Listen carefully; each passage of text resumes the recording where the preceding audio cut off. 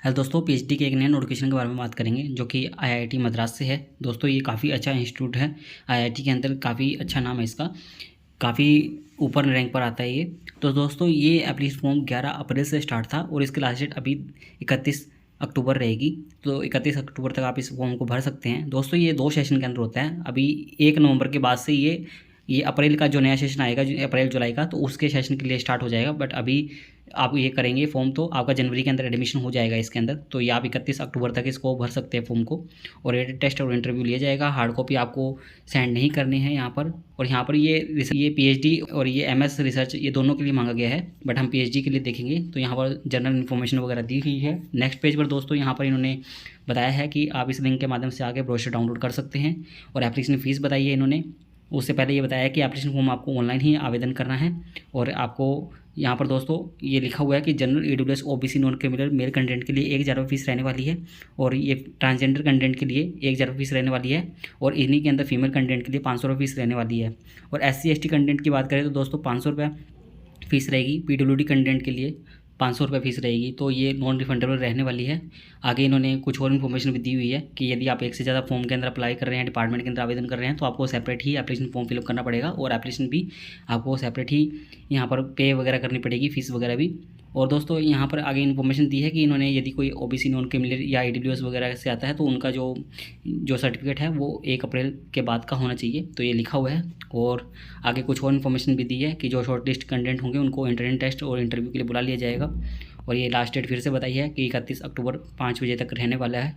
और ये इन्होंने बताया कि ये थ्रू आउट द ईयर रहता है। तो ये कुछ इन्फॉर्मेशन आपको देखने को ऐसी मिलेगी। यहाँ पर इन्होंने पीएचडी और एमएस के अंदर एडमिशन के बारे में बताया है। और फाइनेंशियल असिस्टेंटशिप की बात करें तो दोस्तों यहाँ पर आपको मिलेंगे पीएचडी वालों के लिए 37,000 रुपये पर मंथ मिलने वाले हैं 2 साल के लिए, और नेक्स्ट 3 ईयर्स के लिए 42,000 रुपये मिलेंगे आपको।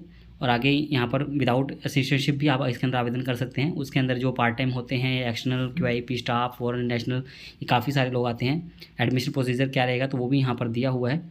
तो इंटरव्यू भी रहेगा यहाँ पर, और रिटन टेस्ट भी होगा कुछ के लिए। तो ये पूरा इन्फॉर्मेशन आप अच्छे से रीड आउट कर लीजिएगा, क्योंकि इनके ऊपर ही डिपेंडेंट है ये। और दोस्तों ये एलिजिबिलिटी के ऊपर रहता है। और आगे इन्होंने ये बताया है कि क्या क्या डिग्री वगैरह किस प्रकार से रहने वाला है, और आपको एडमिशन के टाइम पर या इंटरव्यू के टाइम पर क्या क्या डॉक्यूमेंट्स लेके जाने होंगे। तो वो लिखे हुए है कि आपने जो एप्लीकेशन फॉर्म फिलअप किया है वो आपको लेके जाना होगा, मार्कशीट वगैरह कोड, और जो भी आपके डिग्री वगैरह है वो लेके जाना होगा, और गेट का स्कोर कार्ड लेके जाना होगा, या original net JRF CSR DST inspire fellowship का कोई लेटर हो वो लेके जाना होगा। और कैटेगरी से आते हैं तो उसका सर्टिफिकेट लेके जाना होगा, AWS का सर्टिफिकेट, PWD, ये जो भी आपके पास डॉक्यूमेंट है, एक्सटर्नल है तो NOC। तो बाद में आपको एडमिशन के टाइम पर और अदर क्या लेके जाना होगा, ऑफर लेटर होगा आपके एडमिशन का, बर्थ सर्टिफिकेट, आधार कार्ड, फर्स्ट पेज आपका जो 10th से लेकर मास्टर डिग्री सभी आपके ले जाइएगा, और गेट नेट का स्कोर वगैरह जो होगा, SC ST रिजर्वेशन सर्टिफिकेट, ये पूरा इन्फॉर्मेशन दी हुई है। और एक्सटर्नल वालों के लिए एक्स्ट्रा से क्या लेके जाना होगा, NOC, और कुछ अदर डिटेल्स यहाँ पर दी हुई है। और कैटेगरी बताई गई है एडमिशन के लिए। तो आप देख सकते हैं कि regular scholar, regular with institute fellowship, और ये जो एक्सटर्नल हुए इसके अंदर भी काफ़ी सारी यहाँ पर दी हुई है कैटेगरी। तो आप ये देख सकते हैं किस किस टाइप की कैटेगरी यहाँ पर रहने वाली है। और ये MS वाले प्रोग्राम के लिए भी इन्होंने ऐसे ही कैटेगरी बताई है। हम सिर्फ PhD के बारे में ही देखेंगे। यहाँ पर दोस्तों इन्होंने एजुकेशन क्वालिफिकेशन की बात की है PhD वालों के लिए। ये रेगुलर रिसर्च स्कॉलर्स के लिए बताया है जो कि PhD के अंदर आवेदन करेंगे इंजीनियरिंग के अंदर। तो यहाँ पर इनके पास में मास्टर डिग्री हो इंजीनियरिंग टेक्नोलॉजी के अंदर, गुड एकेडमिक रिकॉर्ड के साथ में, 5 ईयर्स की ड्यूअल डिग्री हो या इनके पास में, तो गुड एकेडमिक रिकॉर्ड साथ में वो आवेदन कर सकते हैं। या 2 ईयर की MSc डिग्री हो किसी IIT से, 8.0 CGPA से ऊपर हो, तो वो भी इसके अंदर आवेदन कर सकते हैं। यदि किसी पास में MSc डिग्री हो या साइंस वगैरह के अंदर मास्टर डिग्री हो गुड एकेडमिक रिकॉर्ड के साथ में, और गेट वगैरह का या नेट का स्कोर वगैरह हो, तो वो इसके अंदर आवेदन कर सकते हैं। ऐसे ही इन्होंने आगे कुछ और दिया हुआ है PhD इन डेटा साइंस के लिए, ऐसे इन्होंने PhD साइंस के अंदर बताया है। तो सबके लिए अलग अलग है। ह्यूमैनिटीज़ के लिए भी देख सकते हैं कि मास्टर डिग्री हो उनके पास में, और साथ में कोई स्कोर हो UGC नेट JRF या CSR गेट वगैरह का। ऐसे ही इन्होंने आगे गुड एकेडमिक रिकॉर्ड के साथ में मांगा है। और ऐसे ही इन्होंने मैनेजमेंट के लिए बताया है। तो ये आप अच्छे से एलिजिबिलिटी देख लीजिएगा दोस्तों, क्योंकि सभी की एलिजिबिलिटी अलग अलग है। तो ये आप अच्छे से देख लीजिएगा।